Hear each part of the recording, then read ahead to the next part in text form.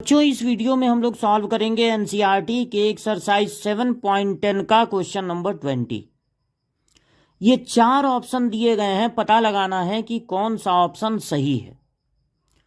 Integration करना है और ये एक डिफिनिट इंटीग्रल है क्योंकि यहाँ पर लोअर लिमिट और अपर लिमिट दिया हुआ है। लोअर लिमिट है -π/2, अपर लिमिट है π/2। देखिए, जब लिमिट इस तरह से हो -a से +a, मतलब दोनों जगह नंबर सेम हो, π/2 यहाँ भी π/2 यहाँ भी, एक जगह माइनस हो और दूसरे जगह प्लस हो, तो इसको लिमिट का कौन सा फॉर्म कहेंगे? -a से +a। जब लिमिट -a से +a हो तो हमको जानना होगा एक थ्योरम, एक प्रॉपर्टी। लेकिन वो प्रॉपर्टी जानने से पहले जानना होगा कि कब हम किसी फंक्शन को इवन कहते हैं और कब किसी फंक्शन को ऑड कहते हैं। मतलब क्या जानना होगा? इवन फंक्शन और ऑड फंक्शन। तो चलिए सबसे पहले ये देखते हैं कि क्या होता है इवन फंक्शन और ऑड फंक्शन। इवन फंक्शन,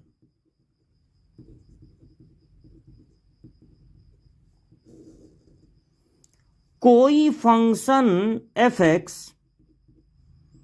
को कहा जाएगा इवन फंक्शन अगर उस फंक्शन में x की जगह -x रखने पर वही फंक्शन मिले, उसमें कोई चेंज हो ही ना। ऐसे फंक्शन को कहेंगे इवन फंक्शन। जैसे कि एग्जाम्पल के रूप में फंक्शन है cos x। ये एक इवन फंक्शन है क्योंकि अगर आप x की जगह -x रखेंगे तो आप जानते हैं cos के साथ वाला माइनस हट जाता है। फिर फंक्शन है, मान लीजिए a/a² + x²। इसमें आप x की जगह अगर -x रखेंगे तो उसका स्क्वायर होगा, वापस यही आ जाएगा, कोई फर्क ही नहीं पड़ेगा इस पे। ऑड फंक्शन, ऑड फंक्शन किसको कहते हैं? कोई फंक्शन f(x) कहलाएगा ऑड फंक्शन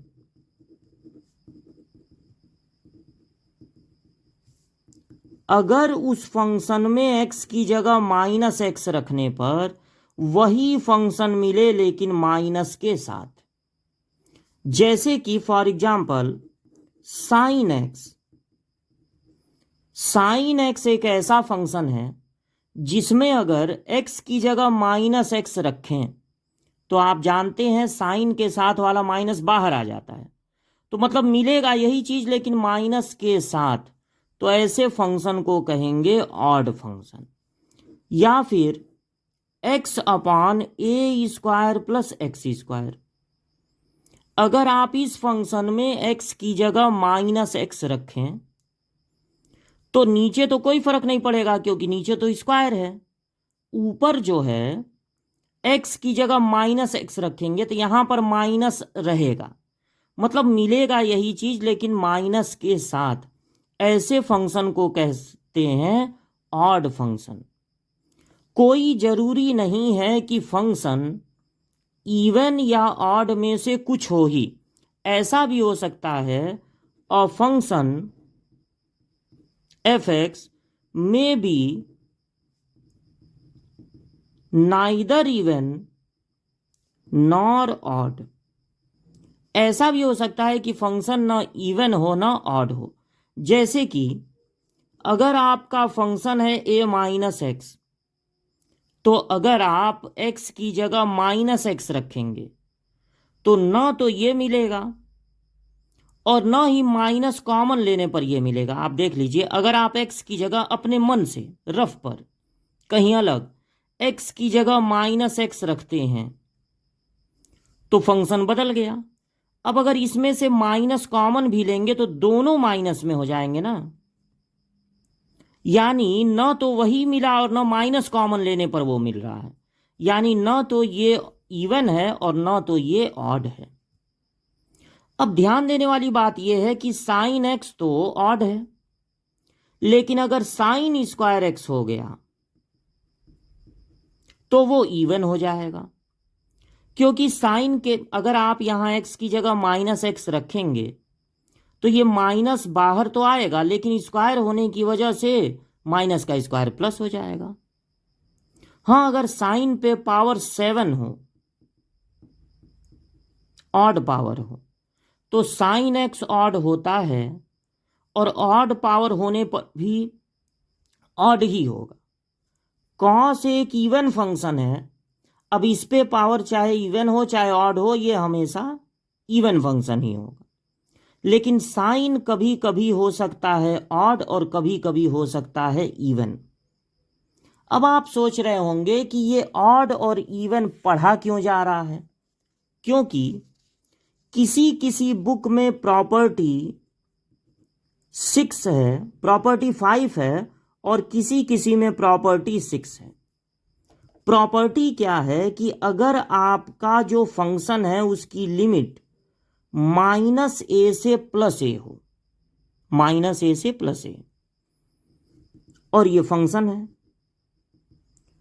तो या तो उसका इंटीग्रेशन सीधे सीधे 0 हो जाएगा, और या तो माइनस ए से प्लस ए तक न जाके 0 से ए तक जाएंगे और डबल कर देंगे।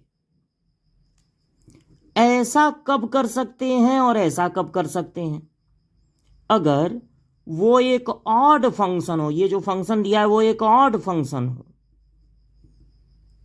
तब आपको कुछ उसका इंटीग्रेशन करने की जरूरत नहीं है, उसका इंटीग्रेशन 0 हो जाएगा। और अगर वो इवन फंक्शन हो तब हम ये देखेंगे कि माइनस ए से प्लस ए जाना था। अब माइनस ए और प्लस ए के ठीक बीचों बीच में मिलता है 0, तो हम आधा दूर ही जाएंगे, हम 0 से ए तक जाएंगे और उसी आंसर को डबल कर देंगे। अब अगर लिमिट में एक वैल्यू 0 रहेगा तो ज़्यादा आसानी से अपर लिमिट लोअर लिमिट रख सकते हैं, तो फायदा तो थोड़ा सा होगा इसमें, लेकिन ज़्यादा फायदा तब होगा जब वो एक ऑड फंक्शन हो। ठीक है, तो ये हो गई इवन ऑड की कहानी। अब देखिए, जब इवन और ऑड जान गए तो यहां पर देखिए माइनस ए से प्लस ए में ये एक्स क्यूब कैसा फंक्शन होगा? ये एक्स क्यूब एक ऑड फंक्शन होगा, क्योंकि अगर यहां एक्स की जगह माइनस एक्स रखें तो माइनस का 3 बार इंटू करने पे माइनस ही आएगा, मतलब यही मिलेगा लेकिन माइनस के साथ। अच्छा, ये जो दूसरा वाला फंक्शन है एक्स कॉस एक्स, ये कैसा फंक्शन है? ये भी ऑड है, क्योंकि अगर यहां माइनस रखें, एक्स की जगह माइनस एक्स रखें तो यहां तो माइनस एक्स होगा और कॉस के साथ वाला माइनस हट जाता है, तो माइनस में आएगा यही चीज, लेकिन माइनस के साथ, इसलिए ये ऑड फंक्शन है। 10 टू दी पावर 5x कैसा फंक्शन है? 10 टू दी पावर 5x भी एक ऑड फंक्शन है, एक ऑड फंक्शन है, क्योंकि अगर 10 माइनस एक्स होगा तो 10 के साथ वाला माइनस बाहर आता है, और अगर माइनस का 5 बार इंटू होगा तो माइनस में ही आएगा, मतलब यही फंक्शन आएगा लेकिन माइनस के साथ। तो ये जो पहला वाला है, दूसरा वाला है, तीसरा वाला है, ये सब के सब ऑड फंक्शन है। और अभी जो थियरम हम बताए हैं आपको, उस थियरम को अगर देखिए तो अगर लिमिट माइनस ए से प्लस ए हो और ऑड फंक्शन हो तो उसका इंटीग्रेशन हो जाएगा 0। इसका मतलब ये है कि ये